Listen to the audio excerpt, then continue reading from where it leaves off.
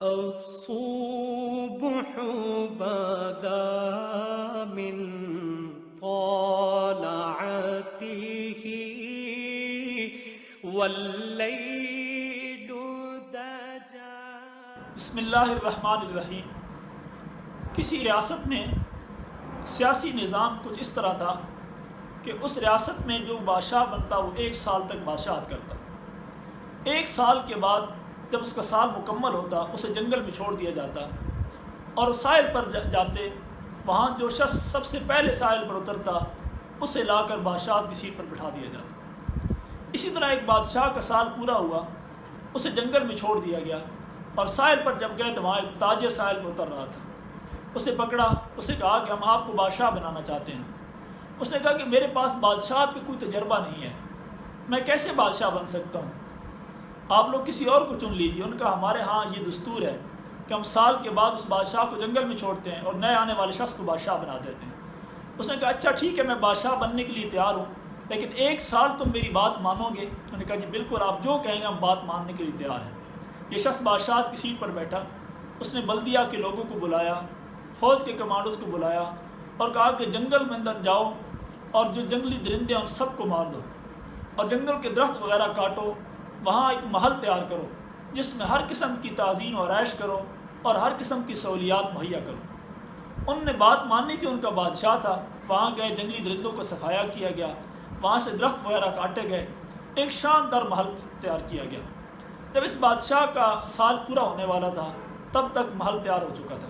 جب سال پورا ہوا تو بادشاہ کو کہا گیا کہ آپ چلیں.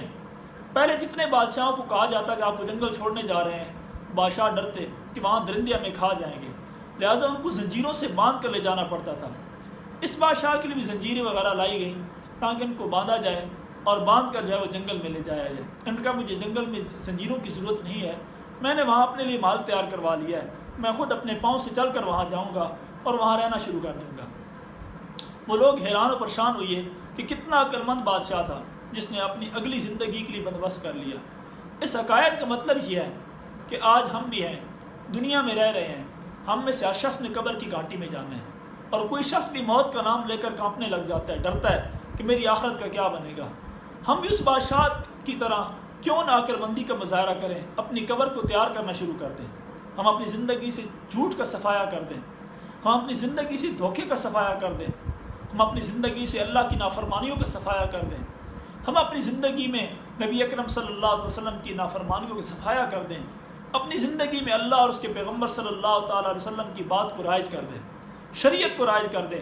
ہماری قبر خود بخود تیار ہو جائے گی اور جب فرشتے ہمیں لینے آئیں گے ہمیں اس بادشاہ کی طرح سے، وہ بادشاہ جنگل میں جانے کے لیے تیار تھا، ہمیں قبر میں جانے کے لیے تیاری ہوگی، ہمیں قبر سے خوف نہیں آئے گا. کہتے ہیں کہ کوئی ایک بادشاہ تھا، اس نے ایک محل تعمیر کروایا اور محل تعمیر کرا کے کہا کہ جو شخص اس محل کو اتنی دیر میں دیکھ لے گا یہ محل اس کا ہو جائے گا، اور اگر کوئی شخص اس کو اتنی دیر میں نہیں دیکھ سکے گا اسے سولی پر چڑھا دیا جائے گا. اب کیا ہوا کہ ایک شخص آیا، اس نے اس محل کو دیکھا، کمرے میں گیا، اتنا شاندار تھا کمرہ، اسی دیکھتے دیکھتے اس نے اپنا وقت پورا کر دیا. دوسرا آیا، تیسرا آیا، یہاں تک کہ کئی لوگ آئے. وہ پہلے دوسرے کمرے میں جاتے، اتنے شاندار کمرے تھے کہ ان کو دیکھتے دیکھتے اپنا وقت ضائع کر دیتے. ایک نوجوان آیا، اس نے کہا کہ میں اس محل کو دیکھنا چاہتا ہوں. انہوں نے کہا کہ تجھے شرط پتہ ہے، اگر محل اتنی دیر میں نہ دیکھ سکے تو تجھے سولی پہ چڑھا دیا جائے گا. اس نے کہا مجھے منظور ہے. یہ شخص محل میں انٹر ہوا، اپنے وقت میں اس نے محل کو دیکھا، دیکھ کر بادشاہ سلامت کے سامنے پیش ہوا. بادشاہ کو بتایا گیا کہ اس نے اپنے وقت میں اس محل کو دیکھ لیا، لہٰذا اسے اس محل انعام کر دیا جائے. بادشاہ نے کہا کہ ٹھیک ہے، میرا قانون ہے، میں اپنا محل اس کے نام کرتا ہوں، لیکن میں نوجوان مجھے ایک سوال کا جواب دے، اتنا شاندار محل تو نے اتنے تھوڑے وقت میں کیسے دیکھ لیا؟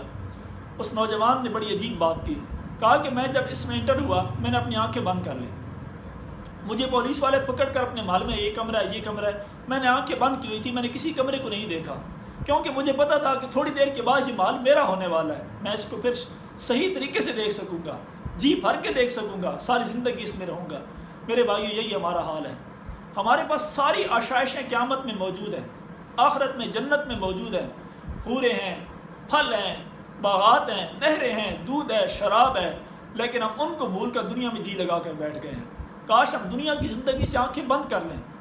دنیا کے گناہوں سے آنکھیں بند کر لیں، آخرت کی ساری اشیاء حلال طریقے سے ہمیں میسر آ جائیں گی۔